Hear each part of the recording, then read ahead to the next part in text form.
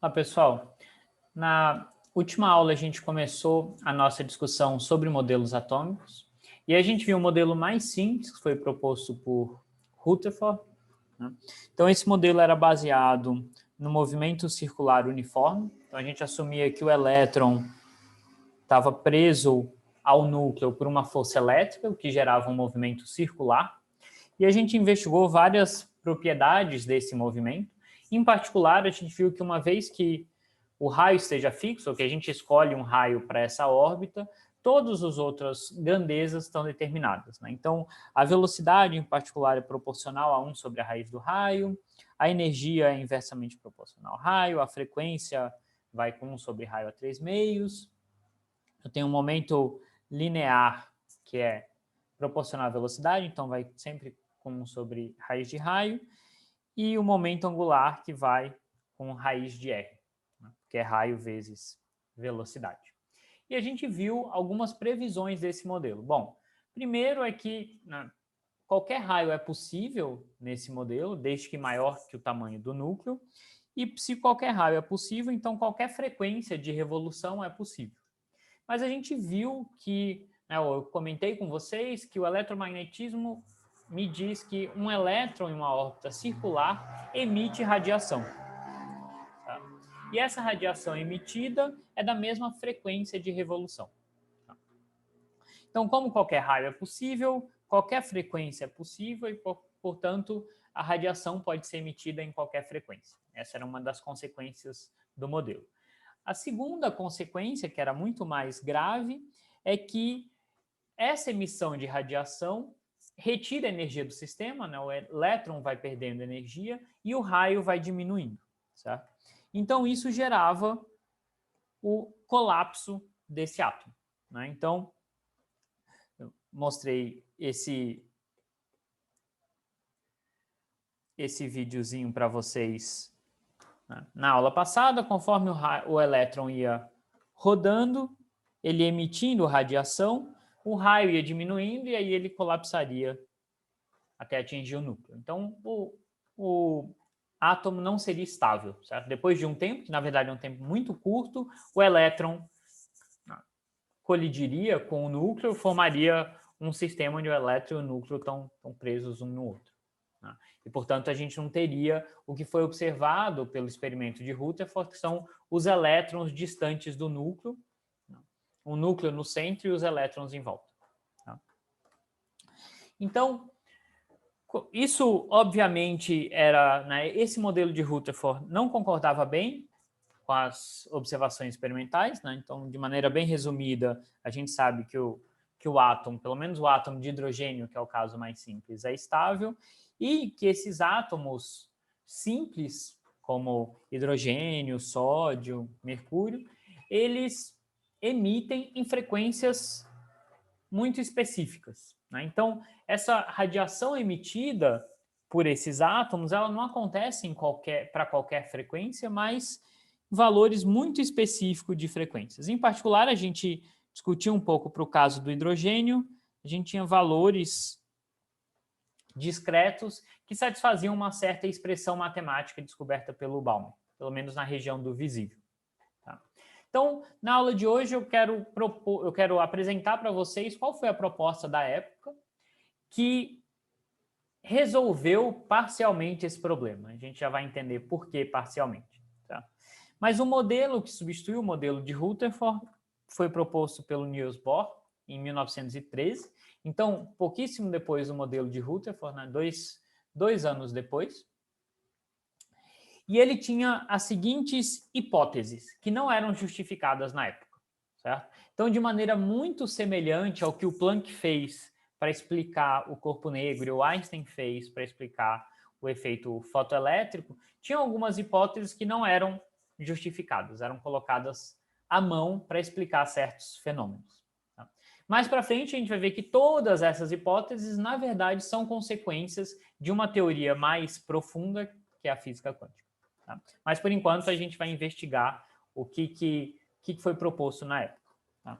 Então, a primeira hipótese do Bohr era, de fato, que o elétron ele orbita em órbitas circulares e essa órbita é gerada pela força elétrica que faz o papel de força centrípeta.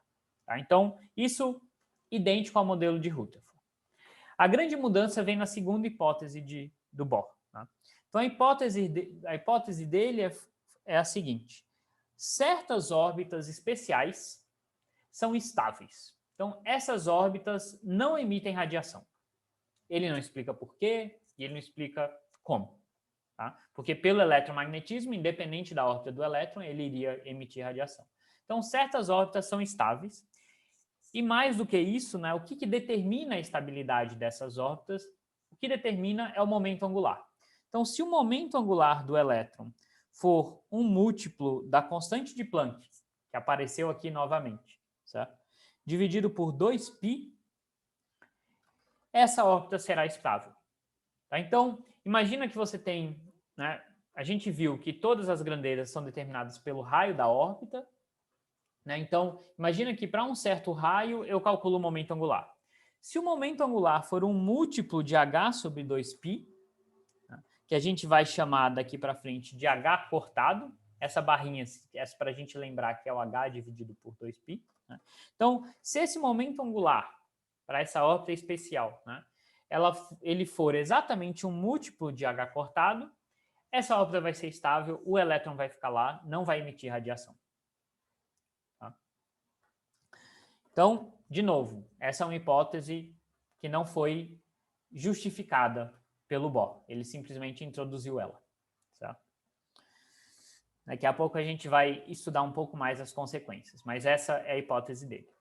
Então, com isso, ele explica, entre aspas, a estabilidade do átomo. Né? Na verdade, ele não está falando por que é estável, ele só está falando em quais casos o átomo vai ser estável.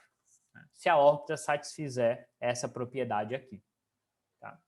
A terceira hipótese dele é que essa radiação de energia dos átomos, ela não ocorre devido ao movimento circular do elétron, que nem a gente viu no modelo clássico de Rutherford, mas ele ocorre quando o elétron sofre uma transição de uma dessas órbitas estáveis para outra órbita estável. Né? Então imagina que esses raios aqui são as órbitas estáveis do elétron, certo? Quando esse elétron faz uma transição daqui para cá, ele emite radiação, que se a gente assumir a hipótese do Einstein, são fótons, então ele emite um fóton, e a energia desse fóton é justamente a diferença de energia entre essas duas órbitas, que a gente vai ver daqui a pouco quanto que vale. Tá? Então, isso significa, né, que como essas órbitas são discretas, as energias vão ter valores bem específicos, portanto, a energia da radiação vai ter um valor bem específico, valores discretos, e, portanto, usando aqui a hipótese de Einstein, a frequência da radiação também vai ter valores discretos. Então, isso explica as linhas espectrais. Tá? E vocês podem se perguntar várias coisas desse modelinho. Né? Tem várias coisas estranhas que não estão muito bem justificadas. Uma delas é o que acontece no meio do caminho. Né? Enquanto o elétron está vindo daqui para cá, certo? De uma órbita para outra, de uma órbita estável para outra, o que está acontecendo com ele? Né? Em princípio, ele está passando por várias órbitas que não são estáveis. De novo, o modelo de Bohr não explica em detalhe o que essas coisas, o que está acontecendo. O que ele diz é, eu faço uma transição, né, o elétron só vai poder fazer uma transição daqui para cá, né, de uma órbita para outra. É uma transição discreta, ele desaparece aqui e aparece aqui. Tá? E essa transição emite um fóton. Tá? Então, vamos assumir, por enquanto, essas hipóteses, né, sem se perguntar muito de onde elas vêm, e vamos ver quais são as consequências dessas hipóteses. Tá? Então, vamos lá. A hipótese principal, que é o que me diz quais são as órbitas estáveis que não vão emitir radiação, é a segunda hipótese do Bohr, certo? Que a gente chama de quantização de momento angular, porque esse aqui é o momento angular do elétron, e isso aqui tem que ser um múltiplo de h cortado, então tem que assumir valores discretos. Tá? Então vamos ver quais são as consequências disso daqui. Tá? Então vamos lá. A gente tem que o momento angular é dado pela massa vezes a velocidade vezes o raio, né, para uma certa órbita circular. A gente já achou uma relação entre velocidade e raio, então eu já vou escrever isso daqui, né, em função dessa relação. Então, a gente lembra que a velocidade vai com 1 sobre raiz do raio, então quando eu multiplico pelo raio aqui, isso tudo vai com raiz do raio.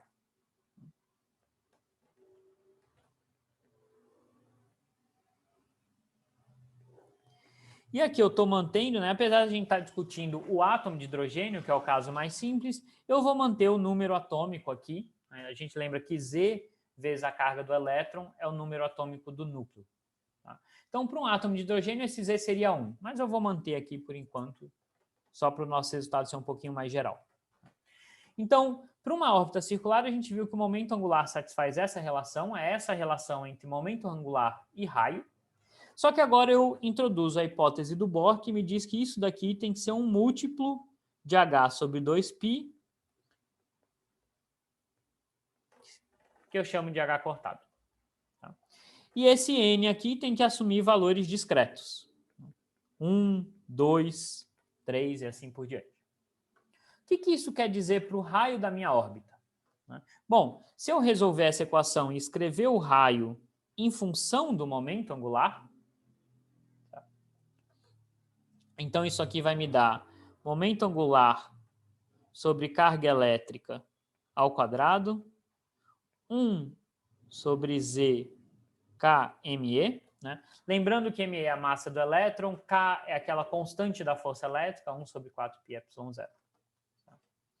E aí, se eu substituo que o momento angular tem que ser um múltiplo de H cortado, eu obtenho que o meu raio tem que satisfazer essa relação aqui para que a minha órbita seja estável.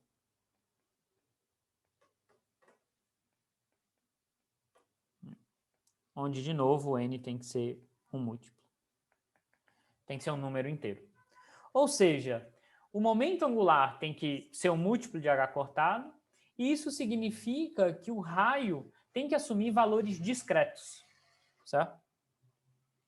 Então, os valores discretos são dados pelos valores de N. Então, para N igual a 1, eu tenho um certo valor de raio, para N igual a 2, eu tenho 4 vezes o valor daquele raio, e esses são os raios das órbitas estáveis.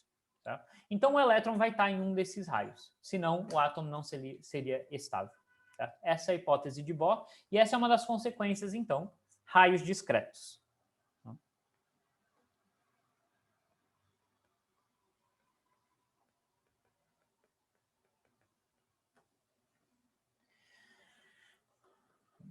E qual é o valor desse raio? Bom, agora a gente pode calcular, porque a gente tem todas as grandezas aqui para calcular quanto que valeria esse raio. Né? O raio depende de H cortado, mas H é aquela constante introduzida por Planck, que aqui apareceu novamente, sem nenhuma justificativa, mas apareceu. Tá? Então, a gente sabe o valor da constante de Planck. Para o átomo de hidrogênio, Z seria 1. Para um outro átomo qualquer, eu deixo esse Z, né? Vai ser um outro número inteiro. K é aquela constante da força elétrica que eu sei calcular, M é a massa do elétron e Q é a carga do elétron. Tá? Então, em geral, a gente define uma nova grandeza, né? Porque a gente não quer ficar carregando todas essas constantes, né, ao mesmo tempo. Então, a gente vai definir tudo que está aqui, certo? Exceto pelo Z, a gente vai definir como uma nova constante e chamar ela de A0. Certo? Então, A0 é H cortado sobre KME, QE ao quadrado. Isso tem justamente dimensão de comprimento. Se a gente fizer essa conta substituindo a massa do elétron, carga do elétron, constante de Planck e assim por diante, a gente chega que esse A0 é aproximadamente 0,529 vezes 10 a menos 10 metros. Ou seja, aproximadamente meio angstrom. Né? Angstrom é aquela medida de comprimento que vale exatamente 10 a menos 10 metros. E ela é muito útil quando a gente discute átomos, né, escalas atômicas, porque, de fato, a gente vê que o raio do átomo de hidrogênio, onde Z é 1, ele vai ser um múltiplo de A0. Então, a ordem de magnitude vai ser angstroms. Tá? Então, em particular, para N igual a 1, para o átomo de hidrogênio, onde Z também é 1, eu vou ter exatamente A0, é o menor raio possível, e depois eu vou ter raios maiores. Certo? Esse A0 vai aparecer diversas vezes, né, ao longo do curso, e ele é uma grandeza tão importante que recebe o nome de raio de Bohr.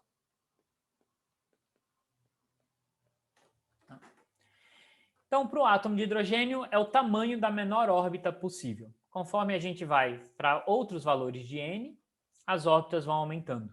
Tá? Não aumentam com N, aumentam com N ao quadrado. Né? Então, de novo, a primeira vai ser A0, a segunda vai ser 4A0 e assim por diante. Tá? Então, tudo bem. A gente achou essa consequência muito importante, que os raios são discretos, e as energias. As energias a gente viu que também depende do raio. Né? Na verdade, todas as grandezas, todas as propriedades desse elétron dependem do raio. Então, se o raio vai ser discreto, todas as outras propriedades vão ser discretas também. Tá?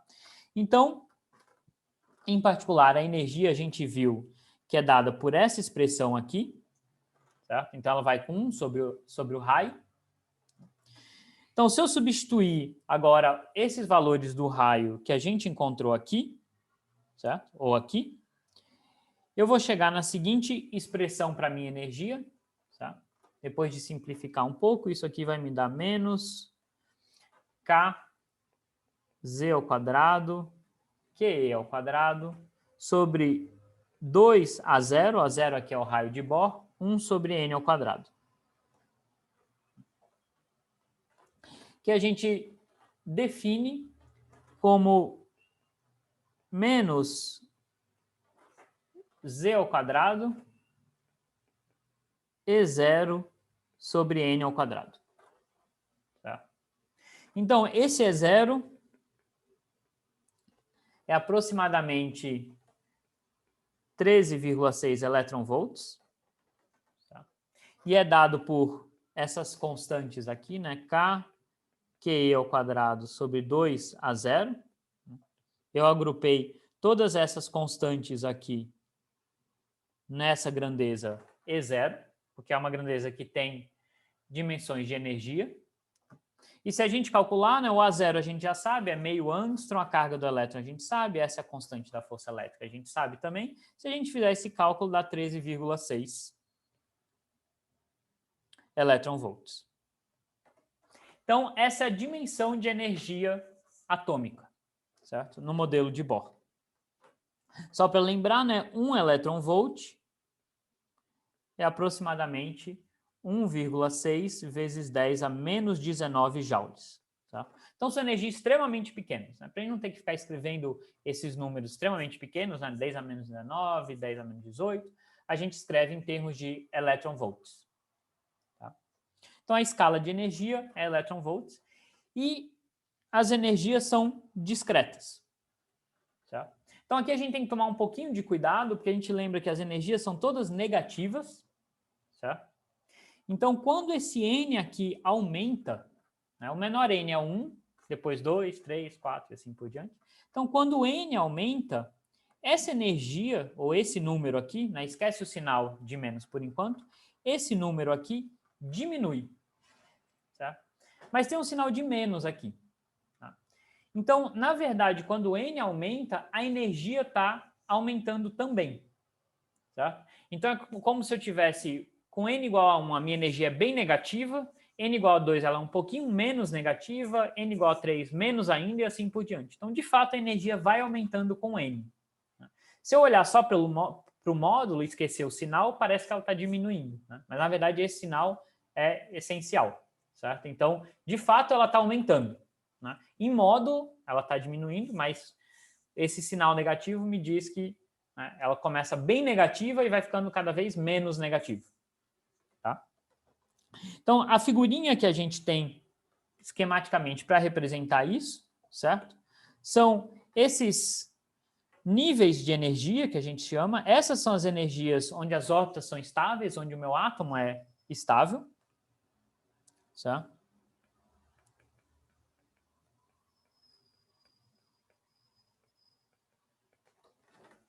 Então, como eu falei para vocês, para o N igual a 1, né? E eu estou assumindo aqui o átomo de hidrogênio, então esse Z também é 1. Então, para o N igual a 1, a minha energia é menos 13,6 elétron-volts.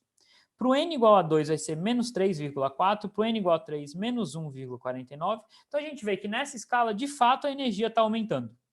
Está ficando cada vez menos negativa, se aproximando do zero. E os raios? O que estão acontecendo com os raios? Os raios estão aumentando também. O menor raio, a gente viu, é da ordem de meio Angstrom, depois vai ser 4 vezes isso, da ordem de 2 Angstroms, depois 4 Angstroms, 8 Angstroms e assim por diante. Para as energias, a gente vê que a distância entre elas vai ficando cada vez menor, para os raios vai ficando cada vez maior. Tá? São essas as previsões do modelo de Bohr. E o que seria, né? Então, esse elétron, né, se a gente for dando energia para esse átomo, esse elétron pode ir sofrendo essas transições de um nível de energia para outro, ou seja, de um raio para outro. Então, ele vai ocupando órbitas cada vez maiores, e a gente pode assumir que se esse raio for extremamente grande, né, o elétron vai estar livre. Ele já não vai mais estar sentindo a presença do núcleo, a força elétrica do núcleo. Então, a gente pode imaginar que o limite, quando n vai para infinito, esse raio vai para infinito, significa o elétron livre. Tá? E as linhas espectrais? Né? Então, a gente viu como que o Bohr propõe explicar as linhas espectrais. Elas acontecem quando a gente tem transições de uma órbita estável para outra órbita estável, e essas transições emitem um fóton. Tá?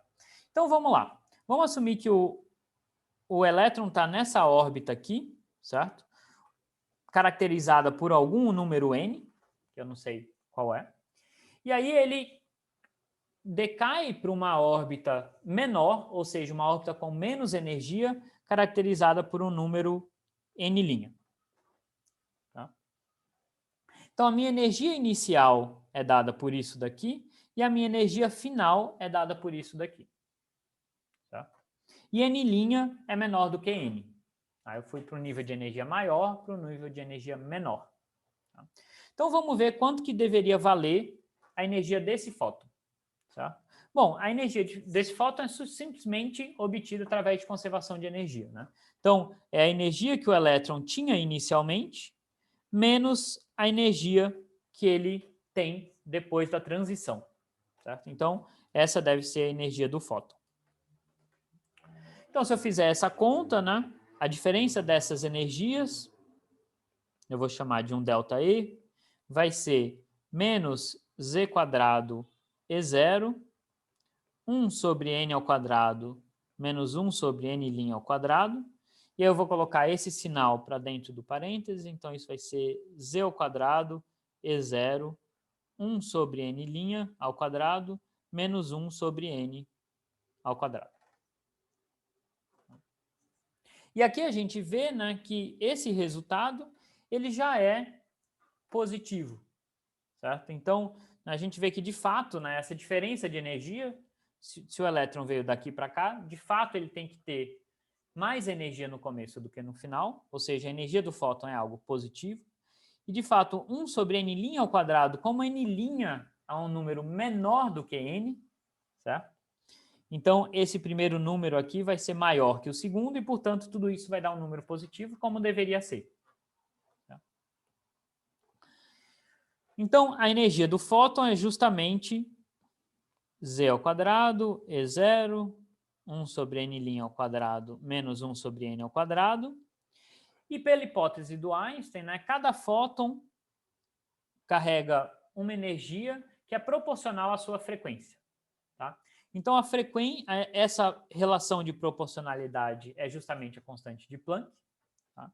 Então, a energia do fóton a gente sabe que é hν, e, portanto, eu posso calcular quanto que vai ser a frequência desse fóton emitido. Vai ser z quadrado E0 sobre h, 1 sobre n' ao quadrado, menos 1 sobre n ao quadrado.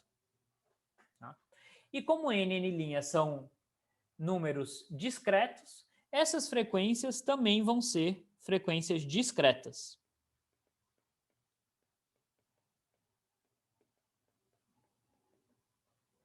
Tá? Para cada combinação de N e N', obviamente N' sempre tem que ser menor do que N, eu vou ter certos valores discretos de frequências. Certo?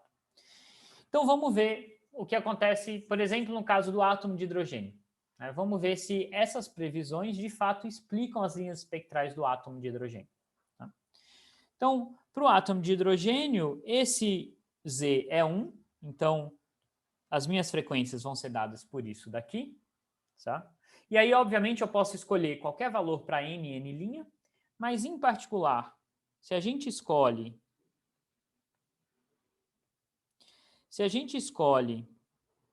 N' igual a 2, né? Então eu estou assumindo que o elétron está sofrendo uma transição de alguma órbita lá para cima até a segunda órbita de menor energia, né? Ou seja, N' é a órbita final. Se eu assumo que N' é igual a 2, essas frequências vão ser dadas por E0 sobre H, 1/4 menos 1 sobre N' ao quadrado. E aqui, desculpa, aqui está errado. Né? Essas frequências, na verdade, que eu acabei de ver que tem um errinho, tem que ser N' ao quadrado. E aqui não tem esse linha. Tá? Pronto. Então, aqui também não tem esse N', que é N ao quadrado. Tá? Então, o que eu falei estava certo. Eu estou assumindo que o elétron vai de uma órbita N até uma órbita N'. N' é a menor órbita. Tá? E N' eu estou assumindo que é 2. Então, eu acho essas expressões para as frequências discretas. E agora, se eu quiser escrever isso em função do comprimento de onda, né, a gente lembra que 1 sobre o comprimento de onda é igual a frequência dividido pela velocidade da luz. Tem essa relação entre velocidade da luz, frequência e comprimento de onda. E, portanto, 1 sobre comprimento de onda vai ser a E0 HC 1/4 menos 1 sobre N ao quadrado. Onde N, lembrando, tem que ser um número maior do que N'. Né? Como eu assumi que N' é 2, então o meu N tem que começar do 3.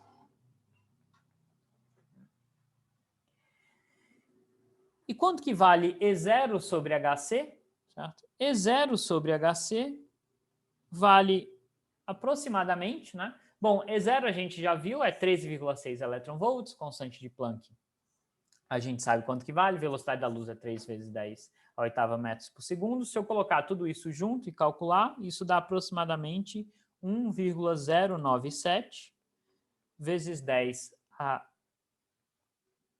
sétima metro a menos 1. Tá?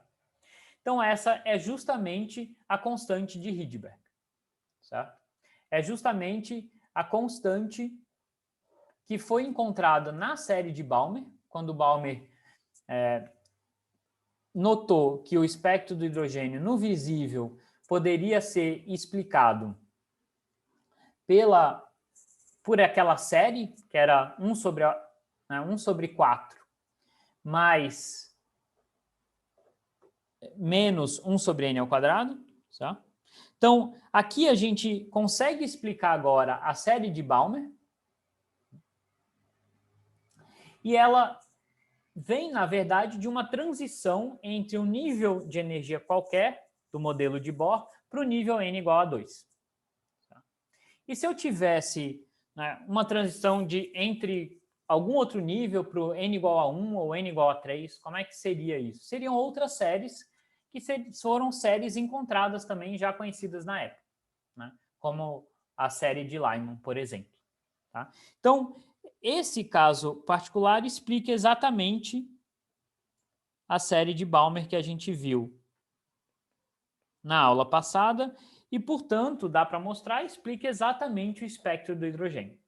Tá? Então, fazendo uma recapitulação rápida aqui, né, o que o Bohr introduziu? Ele introduziu aquela hipótese de quantização do momento angular, tá? E essa quantização gerou diversas consequências, né? Essa quantização gerou raios discretos para as órbitas, foi uma de suas consequências, energias discretas, e a transição entre essas energias discretas, de acordo com Bohr, emite, né, transição de um nível de energia maior para um menor, emite um fóton com a energia exatamente igual à diferença entre essas energias, e esses fótons emitidos vão ter frequências específicas, frequências discretas, e se a gente aplicar o modelo de Bohr para o átomo de hidrogênio, a gente tem exatamente as frequências do átomo de hidrogênio. Então, o modelo de Bohr nos permite explicar a série de Balmer, por exemplo, e outras séries conhecidas da época. Tudo bem? Obviamente, tem várias coisas que não são respondidas pelo modelo de Bohr. Como eu falei para vocês, por exemplo, por que essas órbitas são as órbitas estáveis? O que acontece com o elétron quando ele faz uma transição de uma órbita para outra? Ele desaparece e aparece na outra órbita? Então, essas são perguntas que não foram respondidas pelo Bohr. O Bohr simplesmente fez essa hipótese. Então, na aula que vem, a gente vai dar um pequeno passo, entender um pouquinho mais da onde vêm essas hipóteses do Bohr. A gente não vai explicar completamente. Na verdade, todos esses resultados aqui, a gente vai rederivá-los nas últimas aulas do curso, né? Então, vai ser um longo caminho até a gente voltar para esses resultados, mas a gente vai entender eles de uma maneira muito mais profunda depois que a gente realmente começar a discutir física quântica. Tá bom? Então, por enquanto é isso. Até mais.